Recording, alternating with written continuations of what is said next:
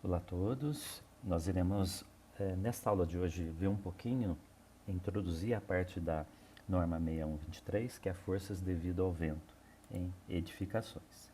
Tá? Ela é de 1988. Aí. Bem, essa norma então vem trabalhar em relação a quais são os esforços nas edificações que o vento causa. Então, a partir do vento, nós conseguimos determinar quais são os esforços, e isso é muito importante. Nós temos diversas situações que estruturas entram em colapso por causa de ventanias. Então, num projeto tem que ser levado em consideração. No projeto do galpão nosso, teremos então que utilizar em relação a essas forças. Bem, iniciamos aqui com uma equação básica, que é a velocidade característica do vento. Essa equação que vocês estão vendo é a multiplicação de 4 termos, o VK aqui, V0, que é igual a V0 vezes S1, S2, S3. O V0 é a velocidade básica do vento. Ela é determinada pelas isopletas. Então eu tenho um gráfico aqui, essa imagem são as isopletas de velocidade, onde a velocidade V0 é dada em metros por segundo. Então, exemplo aqui nessa curva aqui é 30 metros por segundo, próxima da nossa região aqui, sul de Minas, 35, essa aqui 40, 45, achando lá 50, fora aqui do país, né? Mas nesse ponto aqui já dá 50. Então percebam que eu tenho regiões onde eu tenho velocidades consideráveis. Parece ser baixo, né? 40 metros por segundo, mas se eu transformar isso em quilômetro por hora, aqui a velocidade chega a 144 km por hora.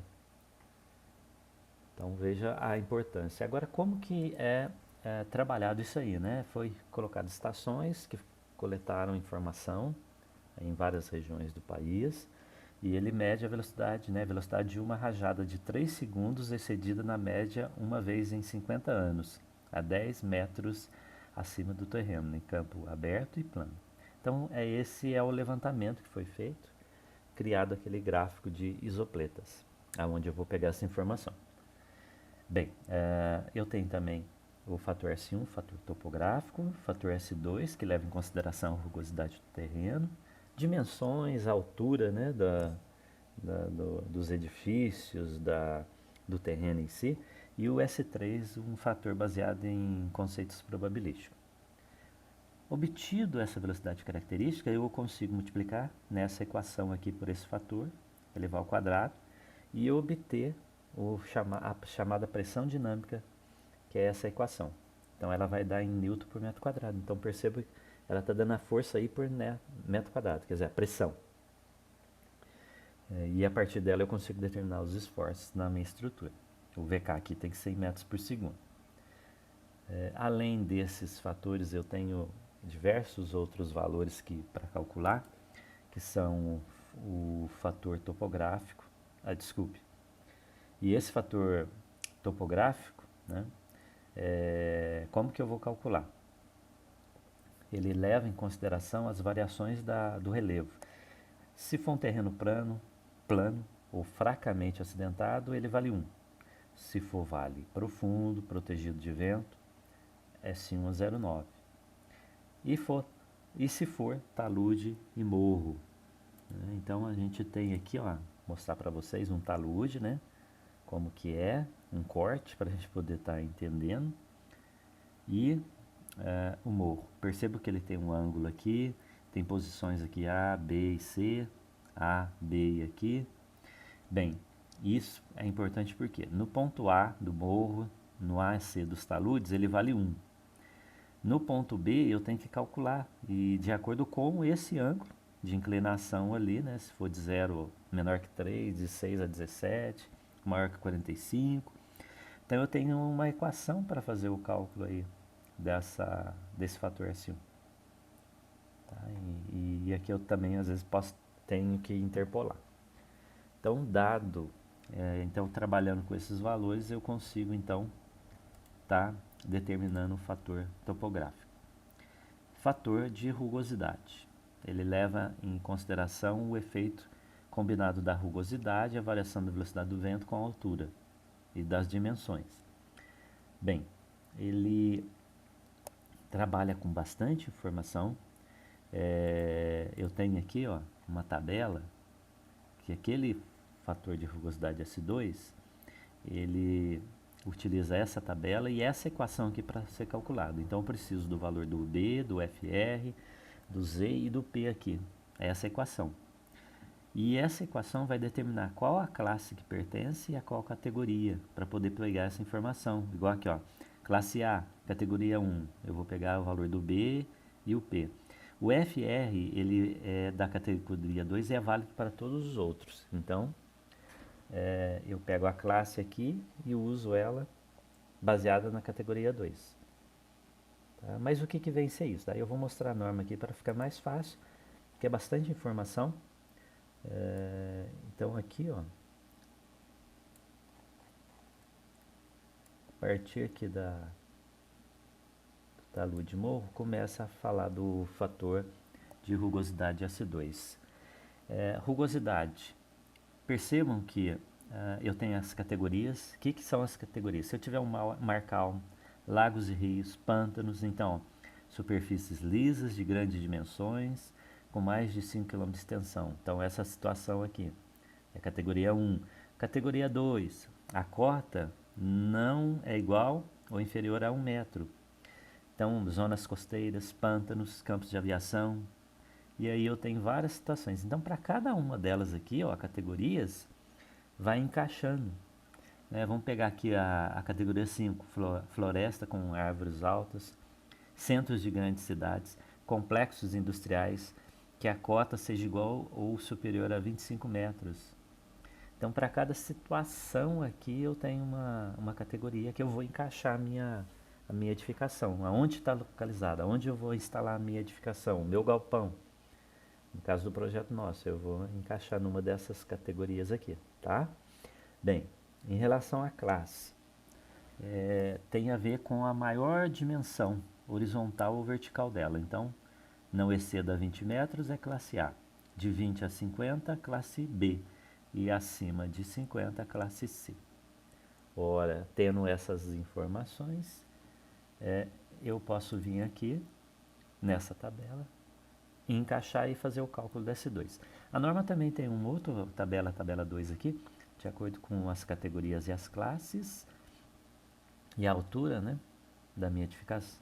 Eu vou estar, a altura do Z aqui, eu vou estar pegando o fator S2 aqui, tá bem? Então, é uma outra maneira também.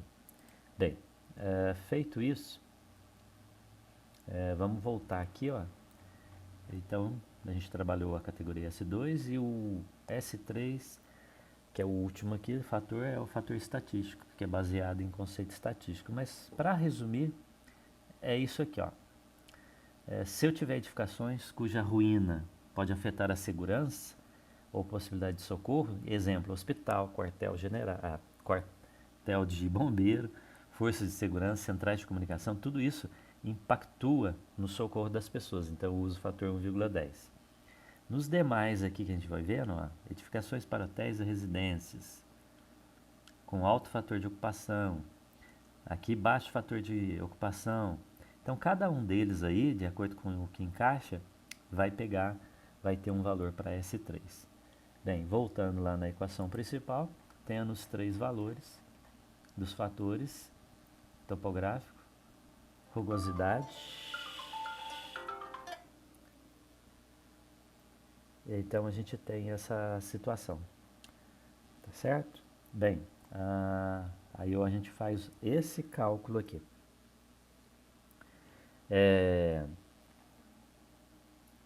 Vamos lá. O que mais que eu tenho de informação? Um outro detalhe aqui é que a gente tem que calcular também o coeficiente de pressão, coeficientes de forma, coeficientes de força. Agora, por que, por exemplo, coeficiente de pressão?